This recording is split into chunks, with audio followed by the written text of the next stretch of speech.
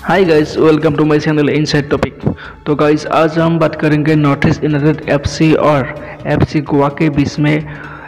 Indira Gandhi athletics stadium Guwahati में last 1 अक्टूबर में जो मैच खेला गया, उस मैच को आज हम रिव्यू करेंगे। और अगले 4 तारीख अर्थात 4 अक्टूबर में north east United FC versus ATK के बीच में जो मैच खेला जाएगा, उस मैच में हम नॉर्थ ईस्ट यूनाइटेड का जो प्लेइंग 11 है उसमें बात करेंगे। तो गाइस, चलिए हम पहले north east United FC versus FC Goa का जो मैच हो गया, उस मैच को हम रिव्यू करके देखते हैं। तो गाइस, 1 अक्टूबर में north east United FC versus FC Goa के बीच में जो मैच खेला गया था, उस मैच में नॉर्थ ईस्ट यूनाइटेड एफसी ने ज़बरदस्त तरीके से 2 गोल दागे थी और एफसी गोवा ने भी 2 गोल दागे थी और इसी तरह से वो मैच ड्रॉ हो गई थी। तो गाइस, अभी हम बात करेंगे north east United FC versus FC Goa के बीच में जो मैच हो गया था, जो मैच ड्रॉ खेला गया था, उस मैच को आज हम रिव्यू करेंगे। तो नॉर्थ ईस्ट यूनाइटेड एफसी ने एफसी गोवा के साथ जो मैच खेली है, उस मैच में नॉर्थ ईस्ट यूनाइटेड एफसी ने बहुत ही ज़बरदस्त अटैकिंग फुटबॉल खेली है और उस खेल को देखकर नॉर्थ ईस्ट यूनाइटेड एफसी का staff, north east United FC का फैंस बहुत ही खुश हुआ, क्योंकि नॉर्थ ईस्ट यूनाइटेड एफसी पिछली बार बहुत ही बुरी तरह से परफॉर्मेंस दी थी। उस परफॉर्मेंस के वजह से north east United FC table के रैंक में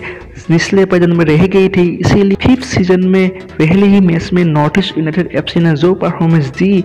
जो अटैकिंग फुटबॉल खेली, उस खेल को देखकर नॉर्थ ईस्ट यूनाइटेड का जो फैंस है, उस फैंस में उम्मीद रखी है अभी नॉर्थ ईस्ट यूनाइटेड एफसी के साथ, और उसने सोचने लगा है कि नॉर्थ ईस्ट यूनाइटेड एफसी इस बार आईएसएल के लास्ट 4 में जगह बनाएगा। शायद इस बार North east United FC ISL का 5th सीजन का ट्रॉफी भी जीतेगा।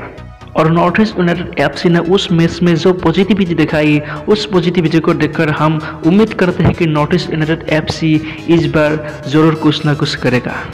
लेकिन दोस्तों, नॉर्थ ईस्ट यूनाइटेड एफसी के लिए 2 बात मुझे बहुत ही बुरी लगी। पहली बात है कि नॉर्थ ईस्ट यूनाइटेड एफसी ने जो उनका गोलकीपर चुना टीपी रेहेनस, लेकिन उसका जो गोलकीपिंग करने का स्किल है, उस स्किल को देखकर मैं बहुत खुश नहीं हूँ, क्योंकि उन्होंने गोवा फॉरवर्ड प्लेयर को लगभग 2 मौका दे ही दिया था, लेकिन गोवा फॉरवर्ड ने उस चांस को कन्वर्ट नहीं कर पाया। और दोस्तों, नॉर्थ ईस्ट यूनाइटेड एफसी का जो डिफेंस है, डिफेंस में थोड़ा मुझे वीक लगा। इसीलिए हम उम्मीद रखते हैं कि नॉर्थ ईस्ट यूनाइटेड एफसी इन दोनों कमजोरियों के ऊपर अच्छी तरह से काम करेगा। और तो गाइस, हम उम्मीद रखते हैं कि north east United FC versus ATK के बीच में जो मैच खेला जाएगा 4 अक्टूबर में, उस मैच में नॉर्थ ईस्ट यूनाइटेड एफसी ने बहुत ही अच्छी तरह से परफॉर्मेंस देगा। तो गाइस, चलिए अभी आप लोगों को दिखाता हूँ कि north east United FC versus ATK के बीच में जो मैच खेला जाएगा 4 अक्टूबर में, उस मैच के लिए नॉर्थ ईस्ट यूनाइटेड एफसी का प्लेइंग 11 क्या हो सकता है।